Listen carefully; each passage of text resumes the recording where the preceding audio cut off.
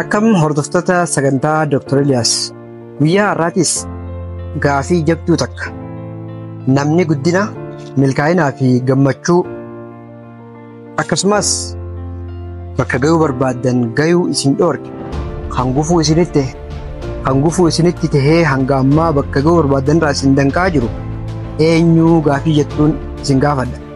Kanumaanuu seenaa tokko isin himeetiin gaaf tokko dhaabbanni hojjettoota 10,000 ol qabu tokko nama achi keessatti qaxare tokko maayikiroofoona takka sagalee guddiftuu itti kennee sammoota namtichi kun hidhii isaa akka nama sigaaraa xuuxutti maayikiroofoona itti jabeessee hojjettoota dhaabbata san keessatti qaxaramanii hojjetan hundaaf oduu gammachuu je'ee lallabuu jalqabe. Gurbaan mirgaa fi bitaa isaa millachaa hoggu sadii wal jala oduu gammachuu eega jedhee booda hojjettoonni dhaabbata kana keessatti qaxaramtanii hojjechaa jirtan martinuu baga gammaddan namni guddina milkaa'inaa fi gammachuu keessanitti gufuu tahaa ture akkasumas jiruu fi jireenya keessan danqaa ture gufuun guddina keessanii guyyaa har'aa waan du'ee jiruuf hundi keessanuu dhuftanii reefka nama kanaa akka itti dhaammattan hoogganaan dhaabbachaa isin beeksisa jedhee oduu gammachuu lallabe. Hojjettoonni dhaabbatichaa nama bara jireenya isaanii guutuu guddina milkaa'inaa fi gammachuu isaaniitti gufuu tahaa ture kana arguuf hedduu dharra'anii saffi isaan gara kutaa waajjiricha jedhametti kutan.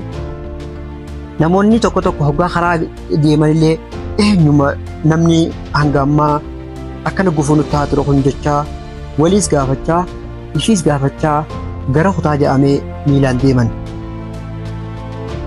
Kan booda namoonni yeroo muraasa keessatti kutaa reefki jiru san naannawa san guutanii balbala irra dhaabbatan. Balbala kutaa reefki jiru irra hojjettoonni nageenya eeysan hojjettoonni reefka daawwachuuf dhufan hiriira akka galan san booda hojjettoonni nama gufuu itti ta'e kana arguudhaaf hawwii qaban tokkoon kutaa kana seenanii akka daawwatan hiriira galchan. San booda namoonni reefka kana laaluudhaaf hedduu dharra'an wal faraqaadhaan tokkoon wal duraa duubaan ol seenuu jalqaban.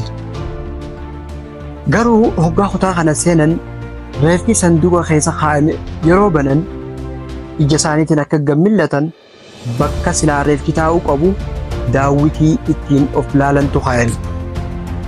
Namni kutaa san seenee sanduuqa san bane hundi ofii isaa malee waan biroo tokkollee hin argu. Achumaanuu namni kutaa san seenee ba'u hundinuu ergaa guddoo tokko hubata. Namni guddina milkaa'inaa fi gammachuu akkasumas kaayyoo fi mul'ata bakka sadarkaa ga'uu barbaadan hundattuu gufuu ta'e matuma isaanii ta'uu hubata. Namni biroo hin jiru. Ati hoo hanga ammaa waan tahuu barbaadu tahuu wanti si dhoorke si malee eenyu? Maybe ati waan akkana hin qabneef, waan hin maatii akkana hin qabneef, waan hin maallaqa hin qabneef, waan hin biyya guddaa hin dhalatiniif jechuu maltu. Garuu biyyuma kana keessatti namoonni waan ati qabdu wantoota hedduu qabdu carraawwan hedduu qabdu kana osoo hin qabaatin sadarkaa guddaa ga'an hin jiranii. Ati hoo carraa hedduu isaanirra hin qabdu? Dhuguma ati wantoota hanga ammaa sababa godhattu kanaas si dhoorke?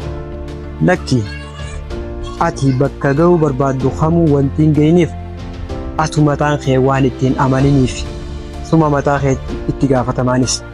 Galatooma Dr. Eliyaas hordofaa.